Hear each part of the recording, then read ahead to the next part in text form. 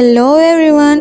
तो कैसे हैं आप सब। तो जैसा कि लास्ट एपिसोड में हमने देखा था कि दुआन वाजी और उस मोंग के अटैक एक दूसरे से टकराते हैं, जिसकी वजह से बहुत ही ज़्यादा एनर्जी वहाँ पर रिलीज़ होती है। लेकिन यहाँ पर हमें दिखाया जाता है कि वो मोंग हार रहा होता है क्योंकि दुआन वाजी का अटैक उस पर पावरफुल होता है। लेकिन यहाँ पर हम फिर देखते हैं कि हमारा थर्ड यंग मास्टर जिन शेनी अपने थोड़े से एनर्जी को उस मोंग के अटैक में ऐड करता है, जिसकी वजह से मोंग का अटैक बहुत ज़्यादा स्ट्रॉन्ग हो जाता है और इससे दुआन वाजी बहुत दूर जाके गिरता है। लेकिन यहाँ पर मोंग को पता ही नहीं चलता कि जिनशेनी ने उसके अटैक में अपनी एनर्जी डाल दी है। फिर यहाँ पर जिनशेनी बताता है कि गैर मुतवक्का तौर पर GU के लोग spiritual power of the moon I की कल्टीवेशन करते हैं और वो कहता है कि ऐसे फॉरबिडन स्किल अब भी एग्जिस्ट करते हैं। और इसके बाद जिनशेनी कहता है लेकिन GU के लोगों को कैसे पता चला कि इनको एनर्जी चांद की रोशनी से मिलती है। फिर इसके बाद वो मोंग सबसे कहता है कि सब ठीक है और फिर यहाँ पर हमें पता चलता है कि इस मोंग का नाम जेन मास्टर लीरू है। और फिर हमें जेन मास्टर लीरू बताता है कि मैंने अपने आप को कल्टीवेशन के हवाले कर दिया और मैंने सच में बड़ी तरक्की हासिल की। तो दोस्तों यहाँ पर इस मोंग को बिल्कुल भी मालूम नहीं है कि थर्ड यंग मास्टर ने इसके अटैक में अपनी एनर्जी डाल दी थी। इसके बाद ग्रैनी चूहा उसके करीब आती है और उसके हाथ को टच करके कहती है कि इसके सारे वेन टूट चुके हैं लेकिन ये अब भी जिंदा है और वो बताती है कि ये सरवाइव कर सकता है। इसके बाद ग्रैनी अपने आप से कहती है कि लीरू ने सच में बहुत बड़ी प्रोग्रेस कर ली है। इसके बाद शिनशु कहता है कि दुआन वाजी को कैदखाने में डाल दो और वो उस मोंग की तरफ आते हुए कहता है आपका बहुत बहुत शुक्रिया कि आपने हमारी मदद की। और वहाँ पर मौजूद दूसरे लोग कहते हैं कि आपने उसको सिर्फ एक ही मूव में हरा दिया जबकि वो तायुंग बुयर का इस्तेमाल कर रहा था। फिर हमें तयोस जीयुआन, जिसको हमने पिछले एपिसोड में भी देखा था, वो दिखाई जाती है और यहाँ पर कहते हैं कि ये लैंग टेम्पल की लीडर है और बताया जाता है कि ये भी स्ट्रॉन्ग है। फिर हमें मोंग दिखाया जाता है जो कि कहता है कि डेविल सेक्ट को बचाना बस इंसाफ था, शुक्रिया करने की कोई ज़रूरत नहीं। और इसके बाद वो कहता है कि मैं आपको एक बहुत ही ज़रूरी बात याद दिलाना चाहता हूँ। वोंग जेंग स्वॉर्ड सूत्रा GU की बहुत ही ज़्यादा पावरफुल और यूनिक स्किल है। और फिर वो यहाँ पर पार्ट बनाते हुए कहता है कि थर्ड यंग मास्टर अब उतने स्ट्रॉन्ग नहीं रहे जितने कि वो थे और इस बैटल के बाद अब डेविल सेट को याद किया जाएगा। फिर यहाँ पर दूसरे मास्टर दिखाए जाते हैं जिसका नाम लू डिंगपू है और यहाँ पर बताया जाता है कि ये एवेंडर स्वॉर्डमैनर का दोस्त कम और दुश्मन ज्यादा है। इसके बाद तयोस जीयुआन आगे बढ़ते हुए कहती है कि जेन मास्टर के हेल्प के बगैर एबंडेंट स्वॉर्डमैनर इस डिजास्टर का सामना नहीं कर सकता था। इसके बाद वो कहती है कि अगर डेविल सेक्ट वापस आ गया तो इस बार उनके पास एक से ज्यादा दुआनबाजी होंगे जो कि अपने मास्टर का बदला लेंगे। इसके बाद चिंगचू मास्टर शिन से कहती है कि मास्टर शिन, हमने सुना है कि वोंग जेंग स्वॉर्ड सूत्रा का दूसरा आधा हिस्सा एबंडेंट स्वॉर्डमैनर के फाउंडर के टॉम में छुपाया गया है, तो क्या ये सच है। जिस पर शिनशु कहता है कि हाँ ये सच है। लेकिन इसके बाद वो कहता है कि वहाँ के फाउंडर ने वहाँ पर एक असेसमेंट लगाया है और पिछले 300 सालों में किसी ने भी इस असेसमेंट को पास नहीं किया, तो जो कोई भी इस असेसमेंट को पास करेगा उसको वो मिल जाएगा। इसके बाद वो मोंग कहता है कि शेन मास्टर, डेविल सेट के लोग बहुत ही ज़्यादा बेरहम और संग दिल है और वो ये बिल्कुल भी फिक्र नहीं करेंगे कि ये किसका टॉम है और वो यहाँ पर हमला करके उस वोट को ले जाएंगे। फिर यहाँ पर ये दूसरी लीडर शिनशु से कहती है कि शेन मास्टर, आपको स्वॉर्ड सूत्रा सेफ्टी के लिए लैंग टेम्पल को दे देना चाहिए और कहती है कि शेंगक्विंग पैलेस इसकी हिफाजत करेगा। तो यहाँ पर शिनशु से कहता है कि इसका फैसला तब होगा जब जिनशेनी अपना एक डिसिपल चुन लेगा। तो यहाँ पर जिनशेनी कहता है कि ये लोग अब भी लड़ रहे हैं और वो वहाँ से चला जाता है।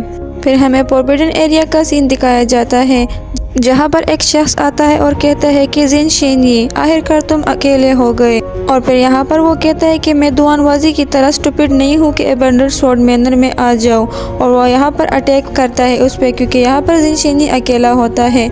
यहाँ पर आते हुए वो शख्स वोंग जेंग से कहता है कि वोंग जेंग स्वॉर्ड सूत्रा मेरे हवाले कर दो तो मैं तुम्हारे जिस्म को ख़त्म नहीं करूँगा। यहाँ पर हमें दिखाया जाता है कि ये डेविल असिसन है और यहाँ पर आते साथ ही वो जिनशेनी पर अटैक कर देता है जिसे जिनशेनी उसी पर रिवर्स कर देता है और उसका अटैक उसी पर जाके उसे किल कर देता है और उसका जिस्म हवा में ही ख़त्म हो जाता है और मरते वक्त वो कहता है कि ये तो नामुमकिन है।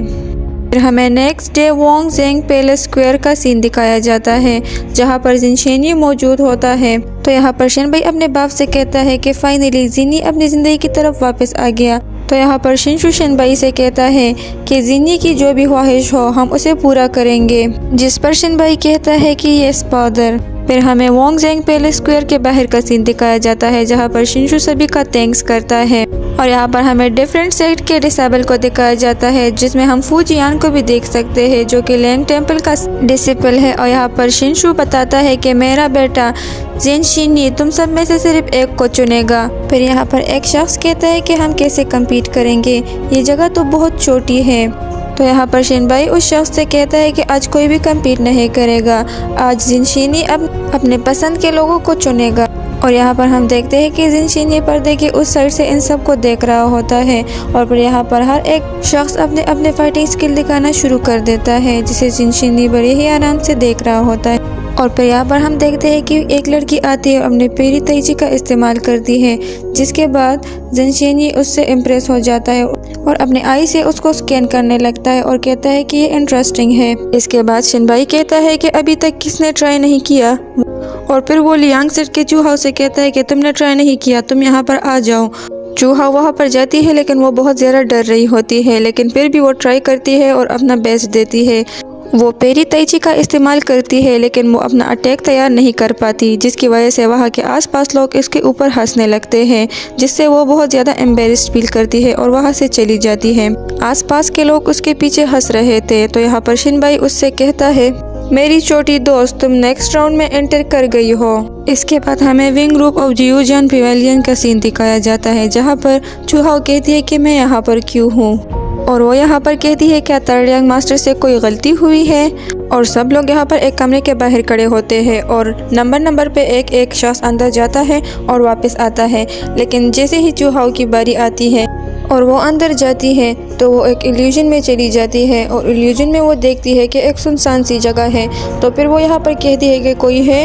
यहाँ पर उसकी नज़र एक डीमन पर पड़ती है जो कि एक बच्चे को मार रहा होता है।